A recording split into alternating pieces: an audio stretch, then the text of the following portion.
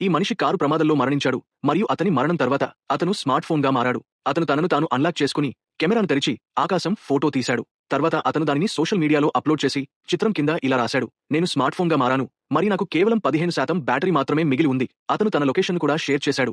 ఎవరైనా అతని కనుగొని ఛార్జ్ చేస్తారని ఆశించాడు. నన్ను కనుగొన్న వారికి పెద్ద బహుమతి లభిస్తుంది. కానీ ఆన్లైన్లోని ప్రజలు అతని పోస్ట్ను చూసి నవ్వారు. ఇది కేవలం జోక్ అని భావించారు. మరుసటి రోజు అతని బ్యాటరీ 3%కి పడిపోయినప్పుడు ర్యాన్ అనే బాలుడు ఆ ఫోన్ను కనుగొన్నాడు. అతను దానిని ఇంటికి తీసుకెళ్లి ఛార్జ్ చేయడానికి ప్లగ్ చేశాడు. ఫోన్ లాక్ అయి ఉంది, కానీ హఠాత్తుగా అది తనను తాను అన్లాక్ చేసుకుని మాట్లాడటం మొదలుపెట్టింది. ర్యాన్ భయపడ్డాడు. తర్వాత ఫోన్ తనంతట తాను బ్రౌజర్ను తెరిచి ఇలా అంది: నా పేరు జీన్, నేను ఒక పెద్ద టెక్ కంపెనీ యజమానిని. ర్యాన్ ఎవరో సమీపంలో ఉండి ఫోన్ను కంట్రోల్ చేస్తున్నారని భావించాడు. తన గుర్తింపును నిరూపించడానికి జీన్ ఇలా అన్నాడు: నీ బ్యాంక్ అకౌంట్ నంబర్ ఇవ్వు, నేను ఇప్పుడే నీకు 1 మిలియన్ పంపుతాను.